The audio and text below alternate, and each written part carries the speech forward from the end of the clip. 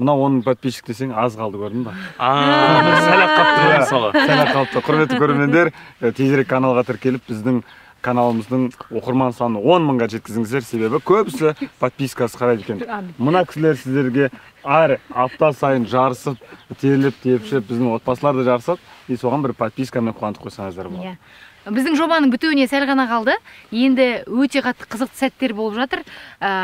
Соңғы 3-4 шығарылым бізде негізі өзімізге де өте қатты қызық болып жатыр. Бауыр жоқ, туыс жоқ, ақша. Төбелес, қырылыс, соғыс, айқай, шу, пышақтасу, атысу болып жатыр. 10 миллион кім алатыны бізге де қызық, сіздерге де қызық шығар деп ойлаймын. Сол үшін тіркеліп қойыңдар, қарап отырыңдар. Следите за новостями.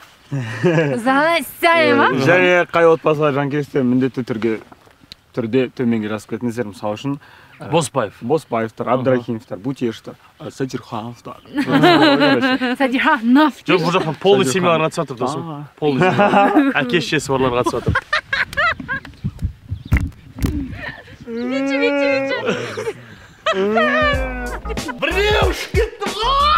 Тек олжалы болатын отбасы болады, 10 миллион ұтатын. А негізі ұтылатын отбасы жоқ.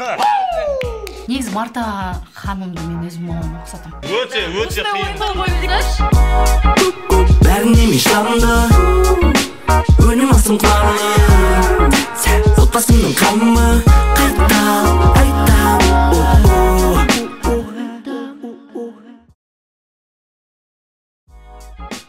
Біз Ақсеңгір ауылынан 3 отбасыны таңдап, оларға 30 қой және 2 ангус сиырын бердік.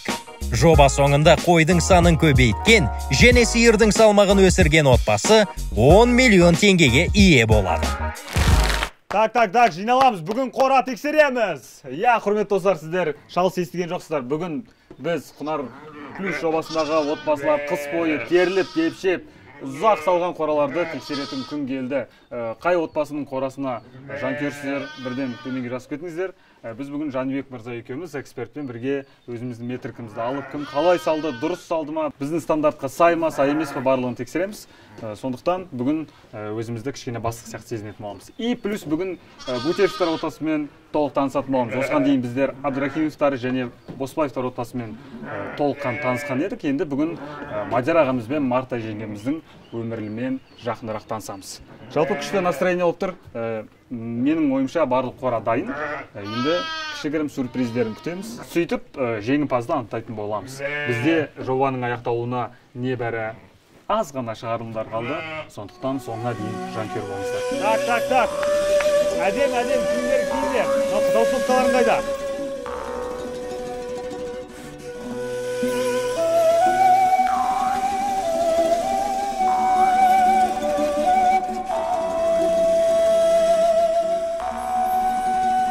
Мен Бутеш Мадияр Насипович. 1989 жылы осы Ақсеңгір ауылында дүниеге келгем. Туғалы осы ауылда өмір сүріп жатырмын. Өзім студент кезімде 2005 жылы Алматы қаласындағы заң колледжіне оқуға түстім. Ол колледжді бітіргеннен кейін Қонаев атындағы университетке оқуға түстім.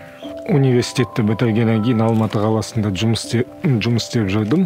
Кейінірек осы ауылға дипломмен ауылға бағдарламасы бойынша көшіп келдім. Мынау менің үйім. Бұл үйде тұрып жатқанымызға 15 жыл болды. Жүріңіздер, енді мен сіздерді осы өзім үйіммен, шаруашылығыммен таныстырып өтейін.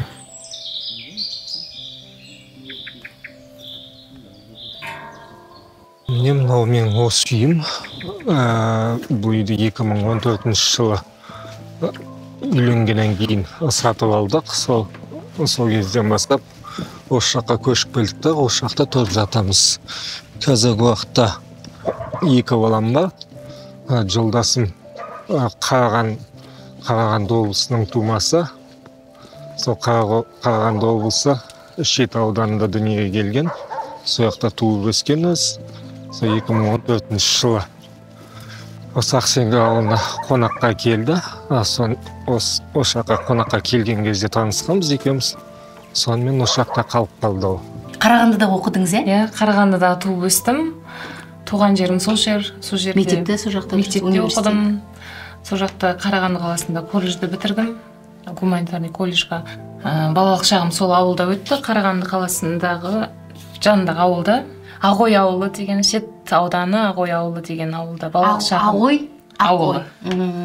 Әр нәрсені енді менен үлкен ағам, одан кейін інім, бір қыз бізді, бүйтіп арада төртеумізді. Сол көп нені жауапкершілікті өзім мойнымда болып жүрді, мамамның қасынан табылып. Негізі Марта ханымды мен өзім мамама ұқсатам. Прикинь. Вайб ұқсайды менің мамама. Ер мінезді. Андай, менің мамам да осындай. Негізі нәзік та өте. Бірақ андай көп жауапкершілік осы кісінің мойнында. Менің мамамда да сондай. Тура сондай вайбты сезем да. Бірінші келгеннен, короче, примерно бір как болады ғой, андай бір что-то родное бар чувствовалось. Вот бір как будто вот мен танитын адам сияқты болып көрінді да.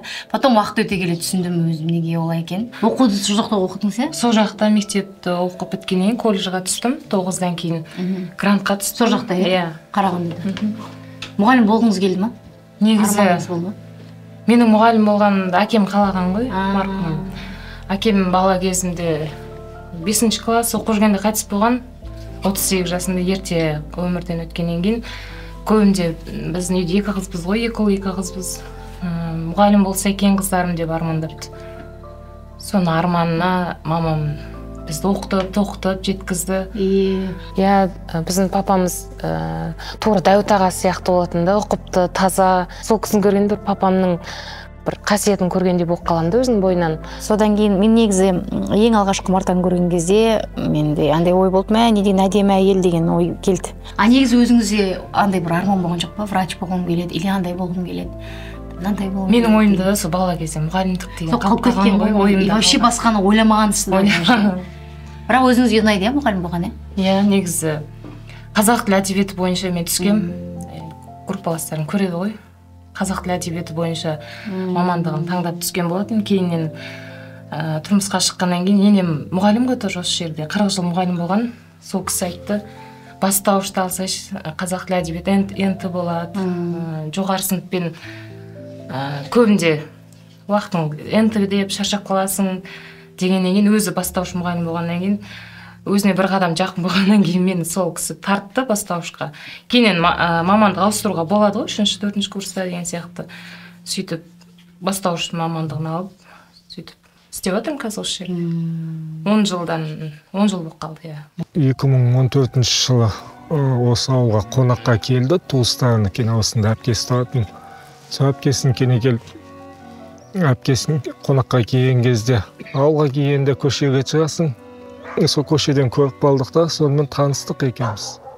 Танысып 2 айдай кездесіп жүрдік, 2 айдан кейін алып қашып келдім.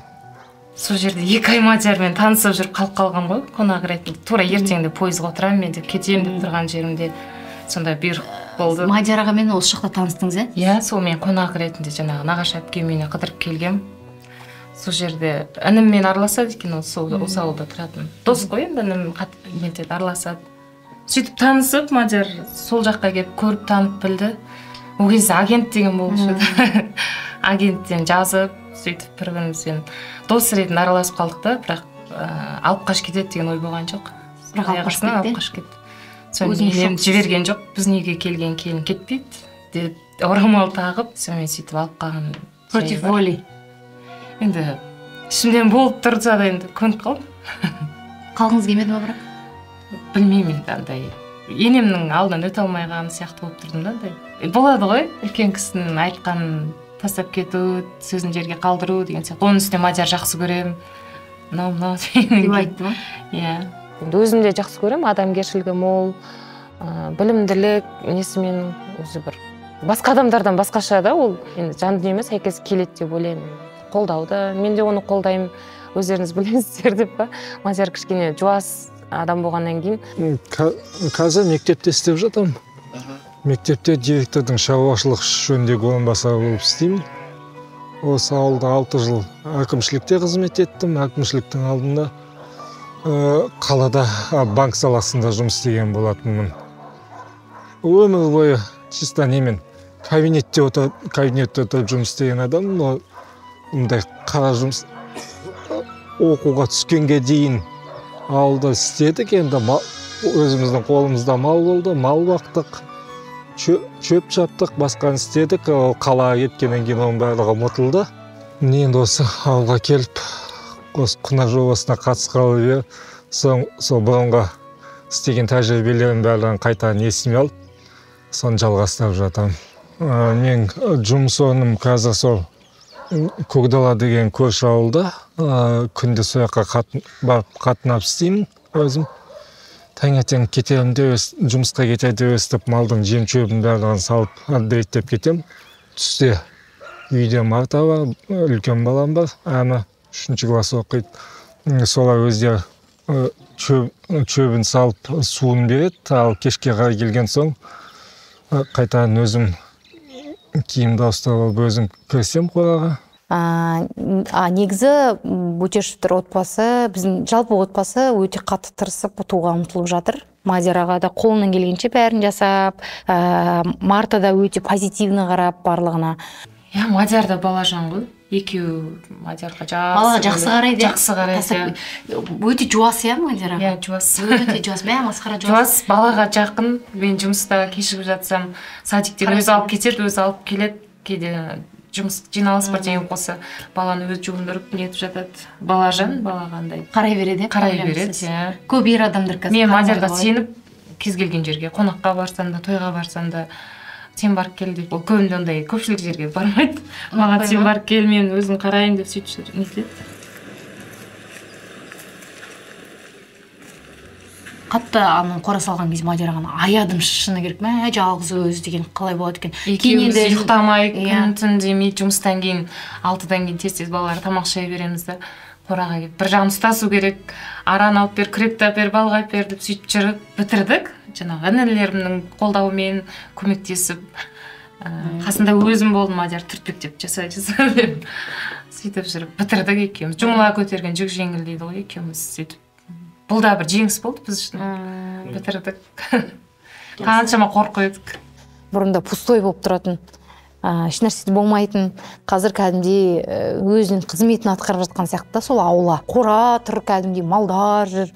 Әдемі, қора болып тұр кәдімгідей үйдің арт жағы. Қой басын 300-ге жеткізген кезде өзім жұмыстан шығып, действительно өз малымды өзім бағуға болады деп ойлаймын. Қораны біз әбден қыс басталған кезде бастадық.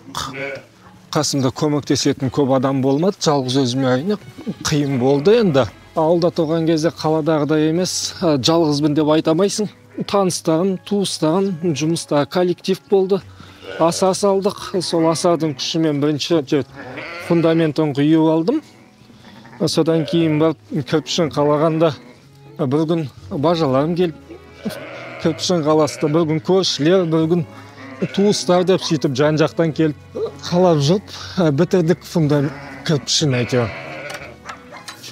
Чатырын жабатын кезде енді чатырын жабу көп кісілердің қолдан келе бермейді екен, сондықтан Қарағандыдан балдыздарымды шақырдым, олар енді осындай стойкада істеп жүрген жігіттер білетін болғандықтан чатырын солардың көмегімен жаптым. Ал енді қалған майда шүйденің барлығы өзім қолымнан келетін болғандықтан қалған майда шүйде жұмыстарын өзім істеп жатырмын арқанда. Мадиярды жалпы мен туыстарым сыйлайды, барлық інілерім, қай бауырларым болсын, сіңілім болсын, бәрі Мадиярды өліп сыйлайды. Малдың күйі жақсы, нені қойлардың барлығы ешкім несі көмегінсіз, ешкімнің күшінсіз өздері төлдеп жатыр. Мен тек төлдейтін кезде қой өзі белгілі болады. Қой осын, сиыр осын өзі белгілі болады. Туатын кезде тек сондай кезде ғана келіп, қозысының мойны қайылып қалмасын, шуын жеп қоймасын деп қадағалап жүріп, сол туатын мал өзі белгілі болады. Сиырлардікі жарты күн бұрын, ал қойдікі 1-2 сағат бұрын уже белгілі болады. Сондай уақытта ғана келіп қарап жүріп сатынан. Енді Мадияраға өте тұйық адам, көп ашыла бермейді, көп бүйтіп сөйлеспейді. Енді Марта өзі айтады, тұйық өзі сондай, бүйтіп ашыла бермейді, өзі көп сөйлемейді деп. Сол себепті Мадияр ағаны танып біле алмадым. Кому повезет қой бұл жерде? Тебе может повезти, может и не повезти же. Кім білет ана адам, есі дұрыс емес біреу болып шығады. Бірақ мен Мадиярды танып білгенде, оның қатты білімді екен, сауаттылығына сол көңілім толды да, адам ретінде, дос ретінде қабылдағаннан кейін жақсы бала, сондай ойымда ондай қалып қалды. Өйткені ол енді адам баласынан зияны жоқ, жаман әдеті жоқ, жақсы жағынан көрініп сөйтіп жүретін. Соны жаңағы мен ешкімге зиян жоқ. Иә, ешкімге зиян жоқ. Осы жердегі бауырларым араласып жүрген, сол жынды қылады маған келіп жүрген кезде, араласып келіп жүрген кезде. Бәрі айтатын Мадияр туралы ойы, енді елдің жаңағы жан-жағымда туыстарым бәрі жақсы бала деп қабылдап жүретін. Содан кейін де мен де көңіліме ұялап қалған шығар, андай жақсы деген. В принципе, неплохой вариант деп па? Бізде былай болды, бір қызық болған. Бізде беташар болды, өзіміздің ауылдық кафеде Мадияр екеуміздің үйленгеннен кейін үлкен беташар той болды. Содан кейін үйге қонақтар келеді. Үйге қонақтар келгеннен кейін бір кезде ет табақтарды жинап алып кету керек екен столдың үстінен. Мен алып кетіп баратқанмын ғой, ештеңе ойымда жоқ. Алып кетіп баратсам, бір үлкен қайнап әпкеміз айтты: "Сәлем салмайсың бағаларыңа?" деді. Мен сәлеметсіздер ме деп алып кетіп қалған ғой. Сөйтсем олар иіліп табаққа сәлем салып, ол кісілер бізге бата береді екен да, енді ұлды бол, қызды бол деген сияқты. Мен өзім беттеріне қарап табақты алып сәлеметсіздер ме, еще бүйтіп амандасып едім ғой кірген кезде деймін ғой. Қалаға көшетін не бар ма, мақсат? Енді болашақта бар ғой, балалар есейсе, үлкейсе бәрібір бірге керек болады, оқуға түссе деген сияқты. Будущем балалар үшін ондай мүмкіндікті жібермеспіз. 9 жыл мектепте осында оқыдым, сонымен 2005 жылы 9 класты бітіргеннен кейін қалаға кеттім. 3 жыл колледжда, 3 жыл университетте оқыдым. Университетті бітіргеннен кейін сол қалада жұмыс істеп қалдым. 19-да келдім ғой ауылға жұмыс істеуге. Оған дейін постоянно қалада жұмыс істеп жүрдім. Мен артымда тұрған Сақсенгі ауылдық округінің әкімшілігі. Бұл ауылдық округқа негізі 4 ауыл қарасты. Осы Ақсенгі, Көкдала, мен қазір қызмет орным, одан кейін Жайсан, сосын станция Жеренайға деген ауылда. Мына жақта өзі кішігірім ғана ауыл, көп адам жоқ жақта. Сол 4 ауыл қарасты. Мен бұл әкімшілік мен бұрынғы қызмет орным деп айтсам болады. Осы жақта 6 жыл қызмет атқарғам. Қаладан кейін ауылға жұмысқа ауысып келген кезде қиын болды деп айтпаймын. Қиын болған жоқ, маған негізі керісінше кішкене жеңілдеу болды десем де болады. Өйткені күнделікті ара қатынас, былай күнделікті жолым жүріс, үйден барып келу қатынасым кішкене жеңілдеді. Мына жерден үйдің қасында 5-10 минуттақ жаяу барып келемін уже. Оның үстіне обедімде де үйде жұмыстан шығып болса да аяқ астынан сразу үйге жүгіріп барып келгенге де жеңіл болады маған. Оның үстіне еще қазір мал асырағалы бері тоже арасында мал туып барғанда немесе шөп салып келуге, мал суғарып келуге де осындай ауылда жеңіл деп айтсам болады маған. 6 жылдың ішінде осы ауылдағы адамдар емес, есігінің алдында иттерінің атына дейін жаттап алдым ғой. Өзім осы ауылда туып өскендіктен, балалық шағымдарлық ауылда өткендіктен, қанша қалаға барып тұрам десем де ауыл тартып тұрады екен. Мысалға, мартада керек нәрсені өз хабарласып, осындай болады екен, мынандай жасайын деп жатырмын деп өз бәрін айтып, хабарлап отырады маған. Мынандай істесек қалай қарайсыз? Идеяңыз бар ма? Айтыңыз, давайте мен жасайын деп сөйтіп өз тырысып сөйтеді. Мал шаруашылығы. Хабарыңыз бар ма? Мал шаруашылығы дегенде хабарсызбын деп айтпаймын, өйткені мен ата-анам ауылда үнемі мал ұстайтын адамдар. Примерно білем дейсіз ғой, шек қарынды пытырлатып тазаладыңыз. Шек қарынды біліп қалдым мамамнан көрген. Сауған кезде де ебіңіз бар қолыңызда. Иә, сиыр сауға неге маған бір таныс емес ат емес, танысы. Бірақ көп істемегенсіз, в общем, иә? Иә, қораға енді жақын болмады. Мамам сиыр сауады, аға інілер малдың жағдайын жасайды деген сияқты. Біз жаңа оқу деп кетіп қалдық. Содан кейін малға уақыт болған жоқ. Бірақ сіз не жақсы, сестренкаңыз қасыңызда ғой? Иә, сіңілім. Сіңіліңіз осында, әрдайым кез келген кезде сағынышыңызды басып аласыз. Мамаңыз бірақ та, екеуің алысқа кетіп қалдыңдар деп айтатын шығар. Иә, айтады. Келіп, сол сіңілім сағынып осында болды ғой, бір кезде сіздер келген кезде. Келіп, мені сағынбайды. Кішкентай несін кенже ғой. Маған үйрен қалған. Нетпейді, маған сен шыдамдысың, ер мінездісің ғой дейді. Кішкентай сіңілімді жаңағы еркелетіп өскеннен кейін соған көп нетеді. Сағынады, мамамның да несі сол болды ғой. еркесі де, оның үстіне папам қайтыс болғанда ол қыз 5 жаста қалған кішкентай. Папамды шала танимын дейді өзі қазір айту бойынша. Сонымен мамам қатты соған екеуі бауыр басқан. Қиын периодта тәтті болды ғой қасында. Қолдау болған мамам. Алыс жер болғаннан кейін анаңның қасында күнде болғың келеді. Телефонмен, видеомен сөйлесіп, кішкене сағынышымызды, мауқымызды басып аламыз бір-бірімізге.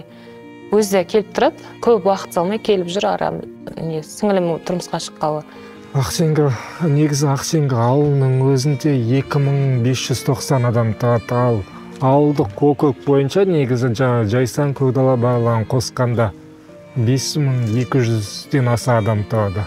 Мынау біздің қазір тұрған жеріміз негізі ауылдың орталығы болғандықтан мынау ауылдық акимат, оның арт жағында жаңадан салынған мектеп. Бұл мектептің орнында түгелінің барлығы ашық поля стадион болатын. Жаздай балалық шағымыз осы стадионда өтті деп айтсақ болады. Ол кезде мектеп оқушысымыз жаздай осында күндіз бұзау бағантынбыз осы стадионда. Мынау шеттерін барлығы ағаш болатын, соның арасында. Одан кейін кешке жақын бұзауды қамап тастағаннан кейін кіремізді үйге тамағымызды ішіп шығамыз. Кеш бата бастасымен барлық түгел ауылдың кішкентай балаларының барлығы осы стадионға шығып алып, пока мамаларымыз үйге қуып қанша осы стадионда ойнап жүретінбіз. Бала туғыңыз келе ма? Сөйтіп сұрасам. Бала босану тағыдай жоспарда бар ма? Енді жоспарда болғанда өзі уақытымен бола жатыр. Бәрі әзірге жоспарды білмеймін, Құдайдың қалауымен болса болар. Бәрі тиіседі маған. Мектепте де, жұмыста да қыздар, өзім араласып жүрген ортам. Қызды бөпелі болсайшы, қызды болсайшы, кіндік мама болайық біз саған деп. Сөйтіп жатыр, енді бұйырған кезде болар. Мен өзім пландап, сөйтіп жоспарлаймын баланы, өз басым. Дұрыс қой ол өте дұрыс ғой. Жоспарлаған өте дұрыс деп өзім ойлаймын. Енді Мартаға айтарым, әйел бақытын тілеймін, армандары орындалсын деймін. Балалардың қызығын көріп, жұмысында абыройлы болып. Сосын бір тәтті қыз туылса енді қыз керек, өзі де айтады, қыз керек, бірақ қазір емес деп сөйтіп. Бірақ бір қыз керек деп жатырмын. Қыз керек, болу керек қыз деп. Туысай тағы біреуін туып ал, тағы не істеп жүрсің жоқ деп сөйтеді ғой. Кішкентайың өсіп қалды ғой давай деп. Жассың әлі, жассың, туып ал, қатарынан туып ал дейтіндер бар ғой, вообще өлтіріп. Оны қарайтын өзің бір өз бағатындай. Негізі өте жеке шаруа деп ойлаймын нәрсеге негізі. Болмайды қатты нетуге кіруге жеке шекараға. Өйткені бала біздің негізі кішкене қалып кеткен сияқты қанымызда бұрынғыдағыдай бүйтіп жаңағы қатар пытырлатып туады да, аман қалады. Бұл естественный отбор болып. Дүниеге бала алып келдің ба, сенің мойныңда уже бір жауапкершілік бар. Сенің обязансың, біраз міндеттерің бар баланың алдында. Өз бүйтіп өсер бұйырғаны болар деген уже не работает қазір. Кейде мен біздің басқа семьяларға қызығамын, кіріп келгенде балалармен шу етіп, күшті болып көрініп жатады. Бізде екі бала, біреу садикке кетеді, біреу сабаққа келеді. Сіз мадершіміз сопиып тұрамыз ғой бүкіл съемкада, соны мен айтамын, кейде көп бала болғанда да андай қызық екен деп ше, өзімізде көп балалы отбасында өстік қой. Мынау осыдан 10 күн бұрын туылған қозы, өз еркек қозы, мынау қойларды қосып жүрген кезекте арасында күздің күні малдың тұқымын асылдандырам деп бір кісі несін Иса тұқымды қошқарды алып келіп қосқан болатын. Содан қашқан қойдың тұқымы екен.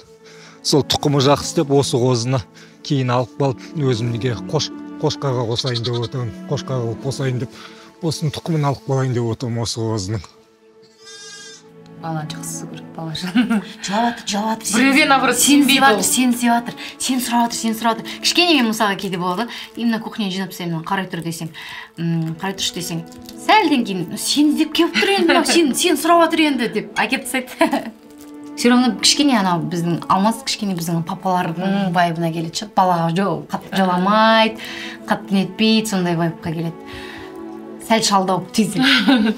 Үлкен 9-да ғой. 9-да, 7-де, 5-те и 1,5-да. Негізі қиын емес қазір уже. Қазір қиын емес, өйткені үшеуі уже өздерімен өздері жүре береді. Оларға тамағын беріп қойсаң, салып беріп, бейт тамағын беріп қойсаң, бәрін өздері үйде жүре береді. Сол былтырдан бері Құнар жобасына қатысып жатырмыз. Сол Құнар жобасының проектісі бойынша осы малды алғаннан кейін қора салу болды жоба бойынша. Сол қораны салып біттім, міне енді аздаған майда шүйде жұмыстар бар, бір-екі жерін жөндеу ғана қалған, қолны біттім деп есептеймін. Қазіргі уақытта міне мал төлдетумен айналысып жатырмын. Бұл жақта андай болып келе жатырмыз ғой. Біреу бүйтіп күтіп келе жатады, резко былай мына өте қатты нелер болып жатыр, баланс, дисбаланс. Сол үшін бір алла біледі енді. Құнарға қалай түсті предложение? Біз Мадияр жаңа әкімшілікте жұмыс істеп жүрді ғой. Сонымен біраз семьяларға айтқан, қатысасыңдар ма деп. Көбісі отказ берген ғой, қатыспаймыз деп. Көп проверка келіп кеткен, жаңағы бір-екі семьяны нетіп. Содан кейін адамдар шықпай қалды үшінші семьяға, сосын Мадиярға айтыпты, енді өзің қатыс деп. Ол қатысам деп алып келді. Мен қарсы болдым. Қойшы ұят емеспін, енді бүкіл жерде шығып жүрмек керек жоқ. Марта, сіз ұялдыңыз, иә? Иә, қатты ұялдым. Не ұялдыңыз? Білмеймін. Финансовый ұялдыңыз ба положениеңізді? Жоқ, андай. Мен үйім кірмей қойсыншы деп сөйтіп. Ыңғайсызданып сөйтіп қалдым. Мен Мартаға айтып отырмын, сіздікі андай нормально, среднестатистический не ғой, үй андай несінен ұяласыз вообще. Бүкіл халық көреді ғой деп нетіп жатырмын жаңа. Сол көрсетуден ұялдыңыз, иә? Иә, өзімді де сол жан-жағын көрсетуге ұялдым. Сонымен деген. Қазақилық. Біздігі мен ойлаймын, бұл қазақилық деп ойлаймын. Ол дұрыс бір жағынан дұрыс, бірақ оның минустары да көп өте. Сонымен қатысатын болып шешкеннен кейін біраз бір-екі аймен үйрене салмай жүрдім ғой. Содан кейін барып үйреніп кеттім. Қазір қызық, қимайсыз. Сіздер келмей 2 апта, 3 апта съемка болмай қалса бірдеңе жетпей тұратын сияқты ғой. Былай бүйтіп нетесің, сайыстарда бүйтіп түрлі эмоцияларды кешесің, бастан ренжисің, неге бұлай болды дейсің. Бірақ глобально қараған кезде жоба жақсы пайдалы жоба, иә. Кейін сағынамыз, жындымыз біз сол кезде деп. Негізі керек нәрсені Марта өз Мадияраға давай істе жаса деп сөйтіп жасатып алды. Өзі жуас адам негізі болды. Мадияраға өзі сонда жуас адам қатты бүйтіп нетпейді. Ұмытылмайды да сияқты ма, сол көрінеді өзіме. Сонымен ауылға көшіп келдік. Ауылға көшіп келгеннен кейін бәрі ауылда тұрғандықтан өзімде ойымда болған. Аздап болсын мал сатып алып, мал ұстау ойымда болған. Сол ойлап жүрген кезде тура ойымдағыдай осы жоба пайда болды. Осылай осындай жоба ашылды, қатысасың ба деді. Қатысамын, ауылдың адамымыз, енді мал ұстау. Қанша дегенмен қазақ болған соң қанымызда бар. Білмеген жерімді осы басқа білетін кісілерден сұрап үйренемін деп өзіме сенгендіктен осы жобаға қатыстым. Шынымен де қора салғалы, бір мал кіргелі, бір отбасына бір бақ береке кірген сияқты сезім пайда болады екен. Андай болады ғой, бай семья сияқты болады. Бір нәрсесі бар, отбасы болады ғой. Бұл отбасының бір сбережениесі сияқты болады ғой. Енден танытпаса да Дәкені, сізді инстаграмын ақтарады. Ол Жанбек ағаның инстаграмын мен телефонымнан постоянно қарайды екен. Мен мынандай болғым келеді. Мен намағым көбейсе осындай болғым керек деп ақтарады да маған инстаграм Жанбек ағаның парақшасын тауып берші деп. Бір күн 2-3 сағат қараған шығар ана кісіміздің. Молодец. Қызығып. Оның несін энтузиазмын өшіріп алмаңыз енді. Ол значит бір нәрсе қызық. Телефон берші десең, қатыраш мен Жанбек ағаны көріп жатырмын. Оказывается, мынандай фирмасы бар екен, ол нетеді. Ол деген өзіне уже видите, арман мақсат қойып жатыр. Мен осындай болғым келеді деп. Ертең осы сфераға жіберсеңіздер, Жанбек аға сияқты болып кетсе керемет қой мысалға. Ертең сіздерді асырайды, получается. Ол бала ғой, тем более старший, ертең өзінің інісінде нетеді. Наоборот, мүмкіндік беріңіздер сіздер оларға. Андай, қош көреміз демейші, қазақ байшылыққа салынып. Наоборот, қызығушылығын арттырып, көмектесіп, қолдайтын жерде қолдап жіберіп, там кейін кішкене уже 9-шы сыныпқа барған кезде не істегің келеді, қайда барғың келеді, давай мынаны көр. Ой, уақыт жоқ, ой, ақша жоқ демей, наоборот, вклад жасау керек балаға. Бір жер тесіп шығады ол бала. Подростковый возрастта сәл қиындық туғызатын сияқты, бірақ қатты тыңдамай сөйтіп кететін сияқты, бірақ алдағы болашақта ер жеткен кезде, есін білген кезде ол өзін-өзі таба алатын бала. Уақытқа, неге, финансқа, наоборот, вкладываться ету керек. арыздансаңыз да инвестиция салу керек. Мен өте қатты түсінгенім, біздің кезінде мама папаларымыз қатты инвестиция бізге мүлдем салмаған ғой. Мен қазір ойлаймын ғой, білейін қанша бізде не қалып кетті, негізі талант. Қанша талант ашылмай қалған. Мен мысалға өзім ойлаймын, білейін сол кезде биткен кезде былай болушы еді, неге мынандай жасатпады екен, неге битпеді екен деп.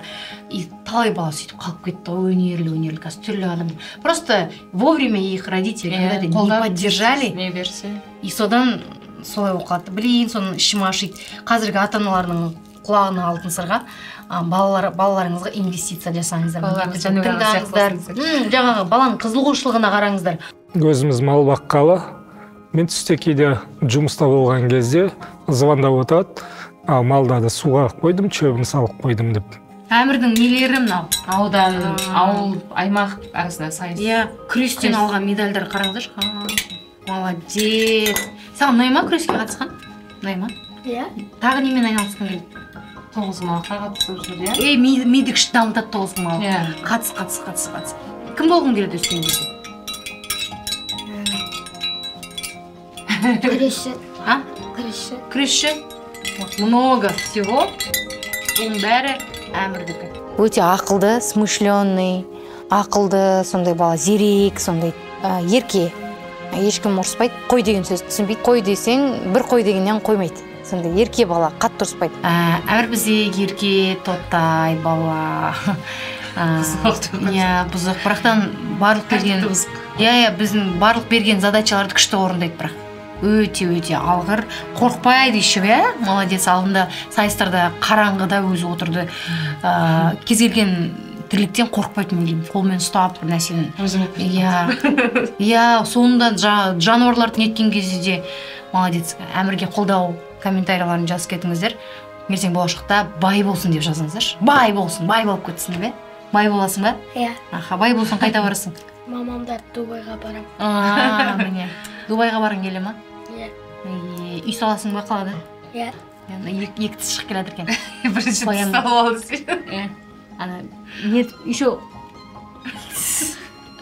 ана несі деснасы кәдімгі набуха деп тұр ғой.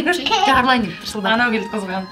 Анатың негізгі өзінің малға деген қызығушылығы бар. Біздің өзіміз мал болмай тұрған кезде сол көршінің баласымен бірге солардың малын сол әткенде мал жөндес. Үйге келген кезде кәдімгі өзінің арнайы киімі болатын. Кешіп алып, жинап қоқ қоятын, мамасына мынаған тиіспеш, мына менің мал киімім деп. Бұл жерде ұтылатын отбасы жоқ деп ойлаймын. Бұл жобада ешкім ұтылмайды. Тек олжалы болатын отбасы болады, 10 миллион ұтатын. А негізі ұтылатын отбасы жоқ өйткені. Керемет опыт, керемет таныстықтар, қызықты сәттер, одан бөлек қанша мал қалады, сарайды салып алды мысалға, оған материалы кеп берді дегендей қораны. Оның бәрі өздерінде қалады.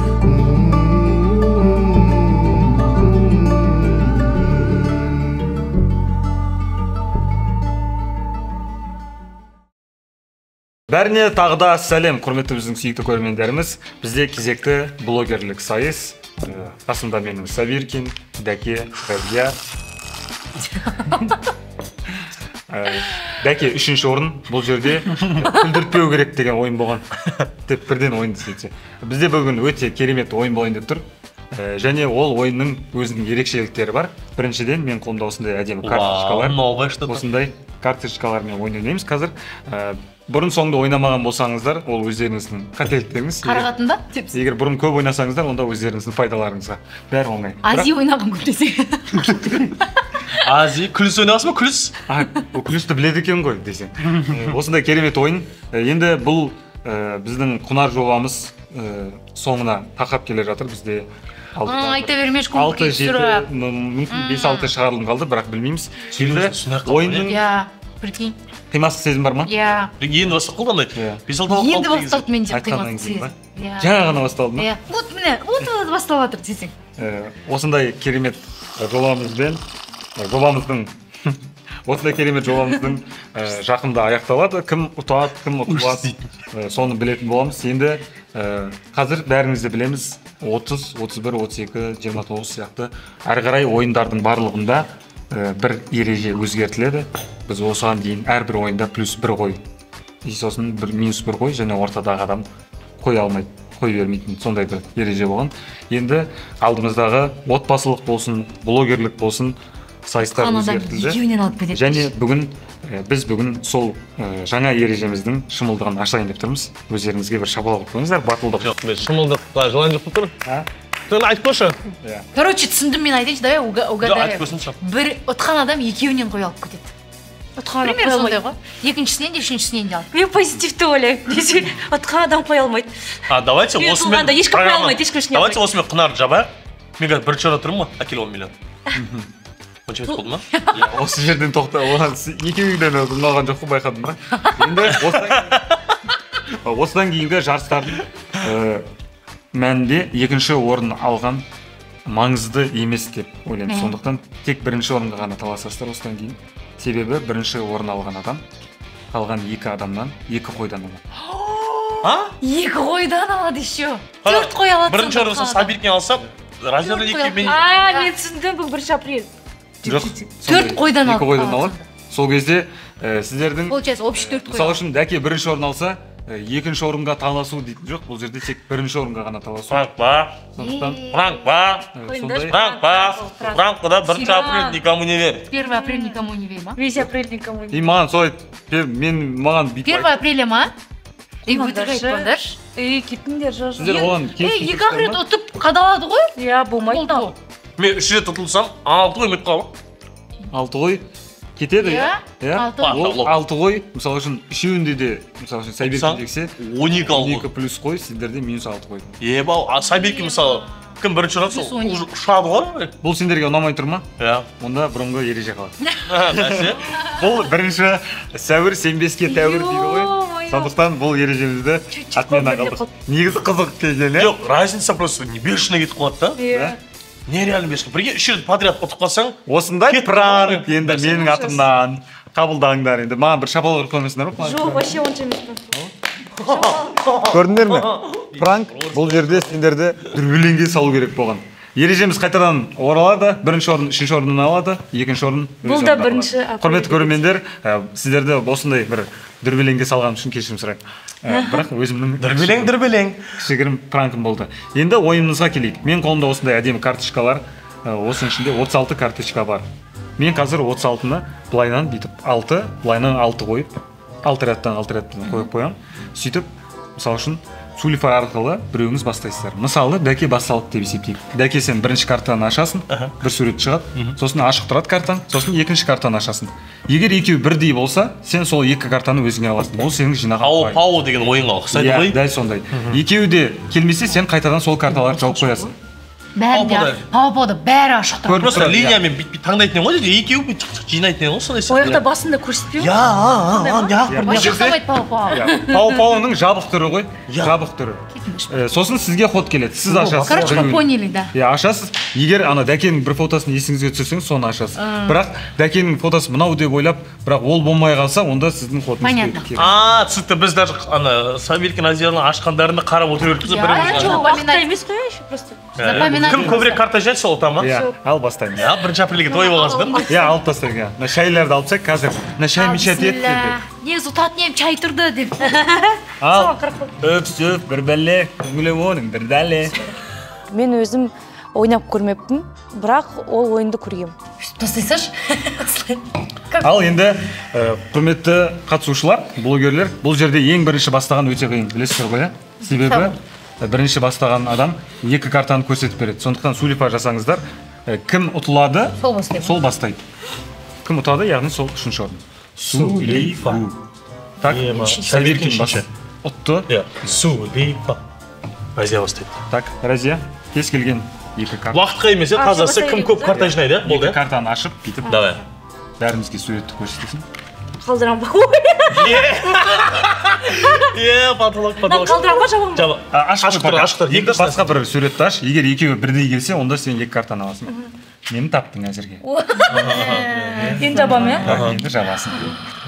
Енді мен, е? Екінші ход саған. Сындар, е? Патолог. Раз, два, три.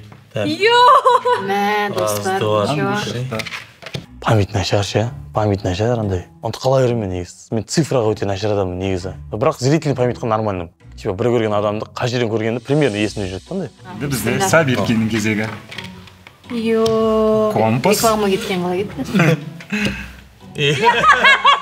Біздің режиссеріміз Абылайдың суреті шықты. Енді компасты қайтадан жабамыз. Енді қайтадан дәл сол чередностьпен. Негізі мен памятім жақсы сияқты, бірақ уайымдағаннан кейін көп нәрсені есіме сақтай алмадым. Ой, Жәнібек аға. Міне Орекең шықты. Өзім шыққамшы. Дәке енді өзіңді табуға тырыс. Қазір бейіп шықты. Не, басында қиын еткені, қиын ғой реально. Так. Ема. Куста шықты. Мәна қиын болды. Малар түрлері бірдей ғой дейсің. Әзірге тапқан ешкім жоқ. Үшіңнен құрсын. Сіз сызып отырмын, карта сызып отырмын. Міне Марта ханым. Марта нені әдемі. Енді. Әдемі келіншек қой тейді. Бізде кәні? Абылай қайты. Бізде енді кезек Дәкенікі. Мен ұжым қалдым сол. Дәке дәл соны аштың. Және кәні? Енді Ангус қандай екенін еске түсіріңіз. Ойла, қақтайды. Негізі памятіммен проблема бар менде. Шынымен деме, бала босанғалы, қанша ең 4 бала босанғалы, рас екен памятім азаяды, кәдімгідей есте сақтау қабілетің өте нашарлайды деген. Так, бізде егер де Сабиркин сен Ангусты таппасаң, онда басқа екеуін аша бер. Міне қозымыз шықты. Ангус пен екеуін қосып жүрсіз. Бұдан астыр жүрсіз. Почти бірдей. Тамаша. Ема, Дәуіт ағам шықты. Чина, сен өте креативный ойын тапсың, ризам. Прикольно, өте ойын прикольно. Сосын просто андай болды менде на удачу. Қалай болады, солай болсын, на удачу деген сияқты болды. Разия, бізден Дәуіт ағамыз. Сабира. Өлі, қиналып тұрғаншы. Куста шықты. Қойш, мен қателес қалдым ба не? Біле, біреуге ұшып кеткенімші. Болмайды? Ой. Болды, давай, аш. Неге мен ашқан жоқ қылым? Аш, деді сен сразу тоқтап қалдың. Сен неге ужаслысыңдар? Жоқ, ашып бере просто, дегенге ма? Вообще, кім ол? Мадияра ғой. Мына вообще ашылмаған ғой негізі. Мен оны ашылған жүрек қалды сорри. Жоқ, саған көмектесем деп.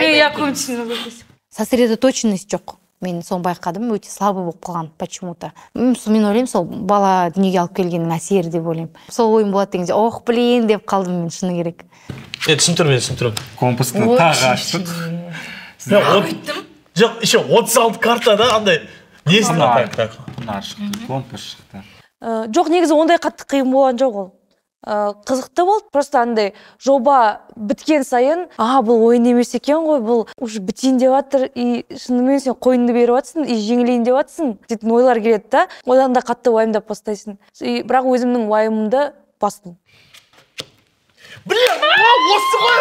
Мен нафига аштым, мен осы саңа телесіп қалдым. Енді Разияда тағы бір ход болады, қателескенше дейін. Да? Мен туптетіп қаламшы, мына жерде еді ғой дедім да. Мен оны ана жерде де ойлап отырмын. Все, запоминайте, просто запоминайте, все. Красавчик. Сен анау деп айтсаң, Дәке саған көмектесін. Разия, асықпа. Уақыт бар. Дәуіт аға. Бізде Дәуіт ағам шықты. Дәуіт аға 2 рет болды. Не мешайте. Қызық ойын екен, мен де қатысайшы. Не мешайте.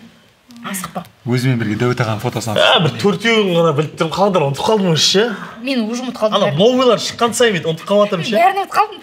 Мен Ангусты туптетіп қалдым, блин. Бізде ашып көрсет. Бізде Жәнібек мырза шықты қайтадан. Жәнібек. Ал, бізде енді кезек Дәкеде. Тамаша. Дәкеде де бір ұпай. Енді тағы да бір қателескенше мүмкіндігім бар. Жәнібек мырза. Жәнібек. Давай еще. Тамаша. Тағы бір мүмкіндігім бар қателескенше. Тағы парны шыққан жоқ қой бізде, дұрыс па? Шықты. Кішкене андай мүмкіндік көріп қоясың өтірік. Жоқ, парны жоқ бізде. Және Марта. 3 ұпай. Красавчик. Бәрін ұтып кетсең өте қызық болады негізі. Куста групп. Разия! Давай. Блин, ұшып кеттім.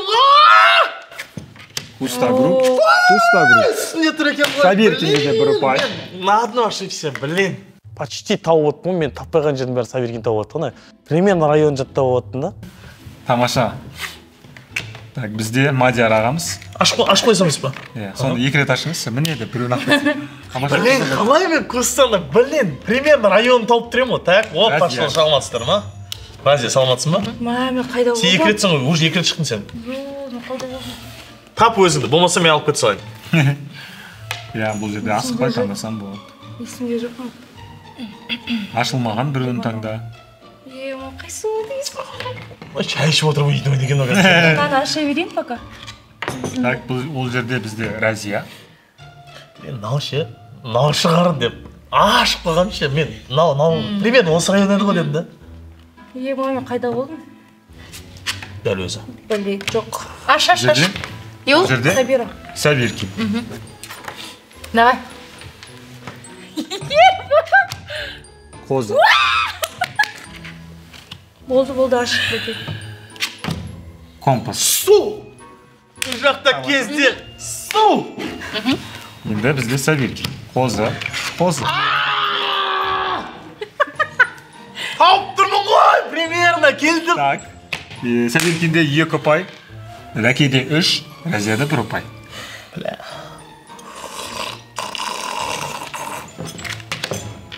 Дәкен ашты. Және Дилфуза ханымды. Дилфуза ханым және Дәкен. В моменте басқа нәрсе туралы ойланып кетіппін. Содан кейін ойлаймын, мен не үшін есте сақтамай отырмын деп включилась ортасына таман. Қайда болды? Бәсе, мен налым жеп қой. Как ты, Разияның? Разияң сізде болды ма не? Иә. Бізде Мадияр ағамыз. Вообще көрген жоқпын Мадияр ағаны ешқайда. Не помню. Жаңа ашқан кезде неге есте сақтамадың? Ты помнишь? Қалай Мен помню. Қалай есте? Я запомнила. Мадияр аға қайда екен ғой? Иә. Тамаша, енді ашқанда көресің. Оф. Разияда 2 ұпай. Мадияр ағамыз тапты. Енді Разия тағы да бір мүмкіндігім бар. Так, бізде ол ашты Оралбек ағамызды. 2-ші рет шығып тұр. Жоқ. Құнар деген жазу шықты. Енді бізде кезек. Давай. Кезек Дәкеде. Секунд. Көрейінші просто. Құнар. Және Дәкеде тағы да примерно осал деген. Бізде Сабиркин шықты, және тағы да Сабиркин шықты. Дәке Сабиркинді тауып алды. Енді Дәке өзін табам екен. Разияны табам екен. Абылай қайтадан шықты. Сол жерден аштыңыздар сіздер қателеспесем. Сол оны қайтадан Абылайды аштым. Екінші ана Абылай деп. Чисто случайно түсіп қалсаң. Ондай мүмкіндік бар.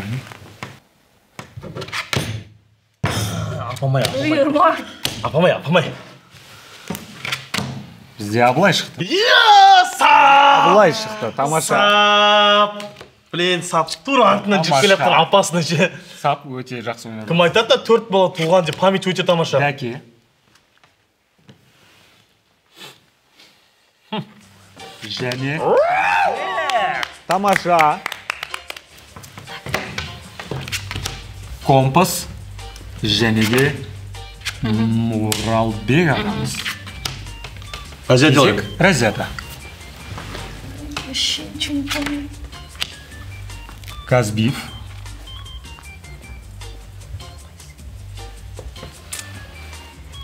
Ішімнен, Разия, пожалуйста, эмоцияңды қолында ұсташ, давай, не переживай, бәрі нормально. Ұтылып шаршамадың ба деп өзіме андай психологический тест істедім басыма.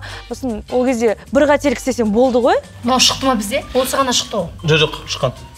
Да? Кажется, мне кажется. Және Оралбек ағамыз. Кезек Дәкеде. Дәке негізі бір ходпен баруды. Күтіп алуға болады. Оралбек ағамыз шықты. Мен. Және мен, рахмет. Топ. Қалай істеп отырсыңдар? Компас. Және Разия. Компас. Білдім ғой осында бірәсең бар екен. Так. Разия. Нет. Нет, yes! Негіз бұл ойын андай ойын ғой, соңғы жағы кімге түсет, соған байланысты, очередь бойынша. Соған повезет. Разия. Неге тым жет қалмайынша ашқанды көрдің ғой? Я забыла. Прикинь. Тамаша. Разия. Екеуі ғана қалды. Демал, успокойся, ойлан, қай жерде, давай, ты сможешь, деп өзіне мотивация беріп отырдым. Блин, пожалуйста, сол болса екен, деп ашық қалсам. Наугад болды менде. Тамаша. Разия алды. Разия, да. Рахмет достар. Санамаңыздар. Жинап беріңіздер, мен санайын ғой енді, мен ғой жюри. Маған бірдей беріңіздерші, билік. Ничего деп ойладым. Мен өзімдікін санаған жоқпын. Примерно 6-7, Разия қазір 6 алды, примерно бірдейміз деп ойлап тұрмын да. Бит мына жерге қойып қойыңызшы, пожалуйста. Но білмей қолым дірілдеп жатыр. До последний секунд болғанына. Білген жоқпын кімде қандай айтып қойған. Еще Даки айтып қояды, Разия жеңді деп. Қалай деп қоям, бірақ менде андай көп карта болып қалды да резко. 10. Ойбай, хотя екінші орын. Разияда көп сияқты. 1, көп. 2, 3, 4, 5 жауап. Сабиркиндікі. Дәкендікін санайық, интрига алып қалсын. 1, Разияның. 2, 3, 4, күшті ойын болды ма? 5, Прикольно болды. 6, 7. Очень прикольно. 7 Дәке, тамаша. Енді бізде Разиянкін санайық. Санай өсің сен? 1, Сенде көп. 2, 3, 4, 5, 6. Тамаша. 5, 6, 7. Өте. Битва очень тяжелая. Өте. Өте қиын. Осындай ойындар ғой. Бұл жерде енді Ең қатты маған сайыс сол болды, шын айтамын. Жүру тұру емес андай. Сосын таза ешкім көмектеспейтін, таза үшеуміздің ловкостьіміз, үшеуміздің памятіміз көрсетілетін жер қандай, білмеймін, маған қатты ұнады андай ше. Әділ емес деген сияқты әңгімелер болмайды ғой. Бұл жерде таза тамаша жарыс болды деп ойлаймын, құрметті көрермендер. Я думал, Разия соңында алып кетті бәрін деп. Өйткені үшеу алдың ғой бірден ше. Сен қолында қалай төртеу невозможно деп. Екеу болды менде только. Жоқ, үшеу болды мына ішінде. Алтау болды ішінде. Сен сонда үшеу алдың, өзіңді алдың, Диляны алдың. Жоқ, мына жерінде. Все поняла. Мен миымда запоминала, бірақ конкретно осы ма, осы емес па екені андай белгісіз болды. Точно білген жоқпын. Осы карта ма, осы емес. Мен сөйлесең төртеу уже ойладым мен сен. Өте тамаша. Енді былай бүйтіп ашып суреттеріміз көрейік енді. Давайте. Жек көрем мен енді деші. Ашимся. Біздің режиссеріміз Абылай. Абылайды мен тапқан. 2 рет шатастырды. Дәкені табу оңай болды. Бұл жерде компасты табу оңай болды. Аңсаған таптым. Мен Дәке тапты. Мен қиындау болды. Орекеңді бір 3-4 рет алып шықтық біз. Өте қиын болды. Бізде Жәнібек мырза тоже 1-2 рет қателескеніміз бар. Сосын Сабиркин. Мен таптым, мен Сабиркин кажется. Сабиркинді, иә. Қатты күшті, Сосын Құнар. Біздің Құнар жобамыз. Біздің Құнар жобамыз. Мен, короче, енді үйде қонақтар шақыратын болсын да ше. Достар, үйге қонақтар шақыратын болсаң, осылай жасауға болады екен. Қонақтарын жасайсың да. Марта жеңгеміз. Казбиев, бір қателесе жаздадыңыздар, және бір қателесе. Мен ғой ұшып кеткен, үстіндегісін алып, астындағысын алып, басқасын алып. Сосын өте кайф ойын болды. Мен андай өзімне үйге қонақтар келетін кезде андай ойын жасап қоямын деп ойлап жүрмін, андай ше. Ауызда шармен жасаңыз. Толқын тәтеміз. Мына жерде ашылды. Сосын мына жерде ан жақта. Дәке қателескен кезі. Сосын Разия өзін таба алмай қалған кезі. Негізі Разиядан басқа екеуіңізге күш жақсы тауып тұр едіңіз оны, иә? Так, Мадияр ағамыз басында бізді көп шатастырды. Жақсы ойнадыңыз Мадияр аға. Сосын Ангуста біраз қинағаны бар. Және біздің Дилфуза жеңгеміз. Осындай тамаша ойын. Бүгін біз өте ризамыз ұйымдастырушыларға, ойын тапқандарға, бүгін ұрыс керісі. Возмущаться ете алмайсың ғой. Кім не алмайсың?